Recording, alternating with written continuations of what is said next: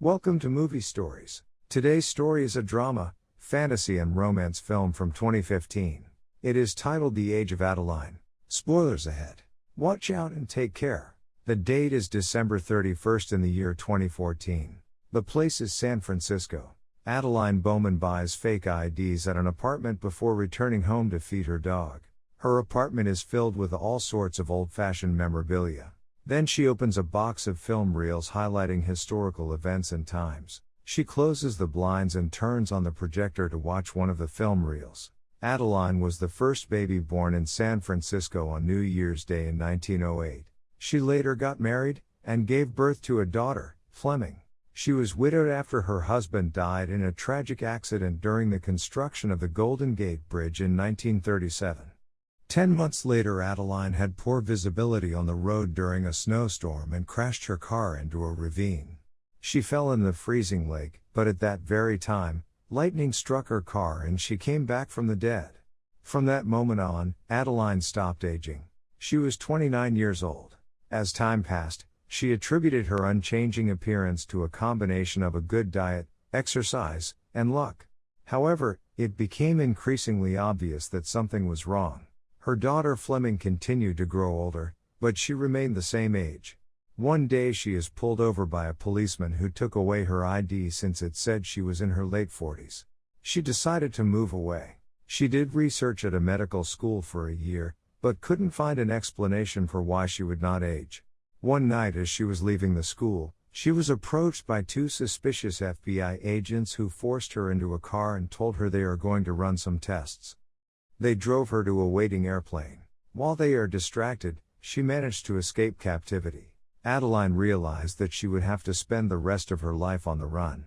Since then, she has changed her name, place of residence, and appearance to match the times, while her daughter Fleming ages normally, making her appear older than Adeline. On New Year's Eve of the current year, she attends a party. On the wall hangs a photo of her with friends, clearly taken decades ago. She reminisces about that time. She then moves on to meet her friend Regan, who is playing the piano. Regan is blind and jokes with Adeline that only young people are after her, not knowing that Adeline does not age. A charming man enters the party and they exchange glances. At midnight, she says goodbye to Regan. As she leaves the party, the same man manages to get in the elevator with her. They get to know each other better on the ride down. Adeline introduces herself as her current alias, Jennifer. His name is Ellis Jones and he asks her to meet up with him again. She politely declines, knowing that she can never fall in love because she can never have a normal future with anyone. The next day Adeline meets Fleming, who wishes her mother a happy birthday and catches up on recent events. At work Ellis arrives and gives her books with names of flowers, which is a clever ruse. He asks Adeline to go on a date with him and eventually, she agrees. The date takes place in a tunnel under San Francisco and he tells her about the history of the place, built during the gold rush, and about a boat that is very well preserved. He tells her a great deal about himself and then asks Adeline about her. All she is willing to say is, "I have a dog." As they walk, Adeline thanks him and mentions that she will be moving soon.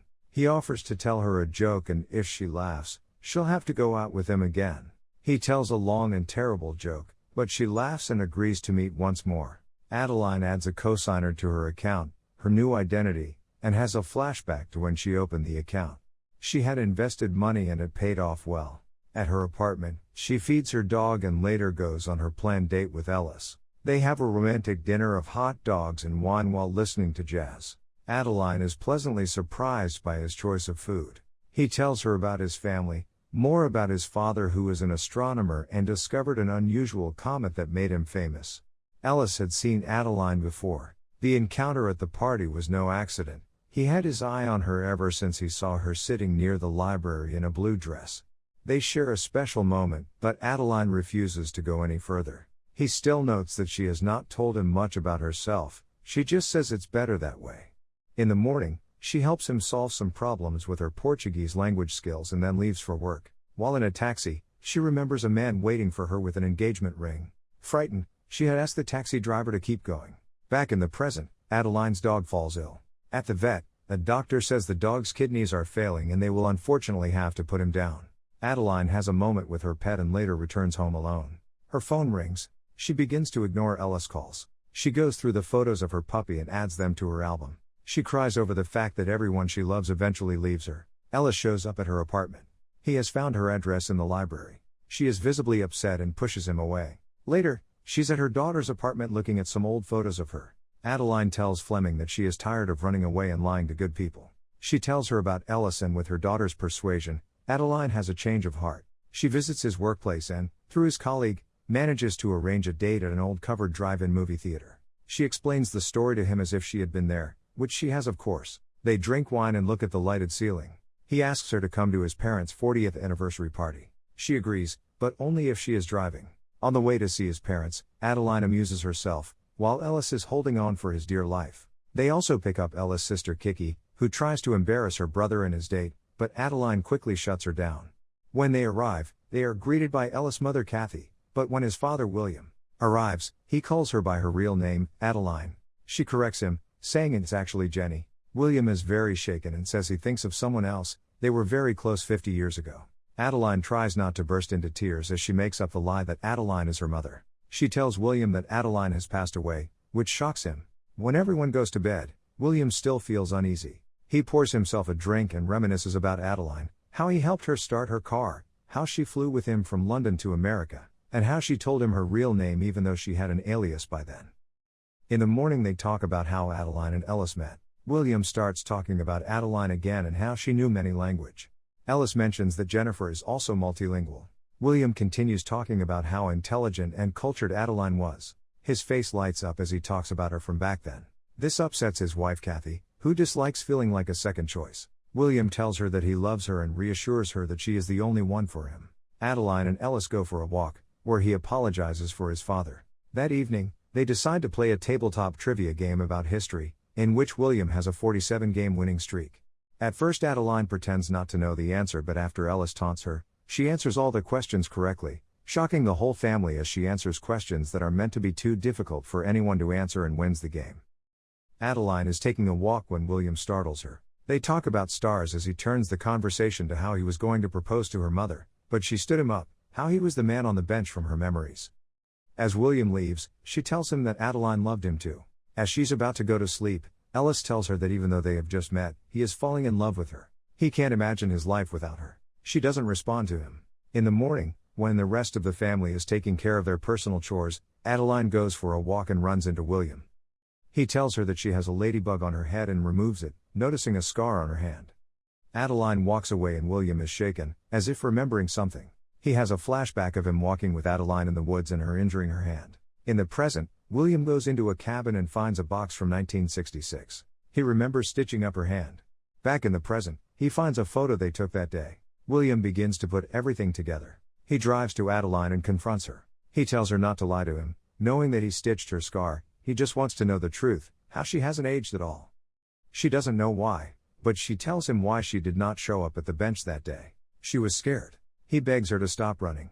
Ellis cares about her and she can live a good life with him. But she will never have a life if she keeps this up. She runs through the forest and returns to the house. She then packs up her things, writes a note to Ellis while he showers, and leaves the house, grabbing his car keys. William tries to stop her, but to no avail.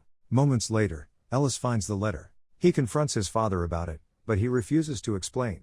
Adeline ignores Ellis's calls. William gives Ellis his car keys and wishes him luck. Adeline is clearly tired of running.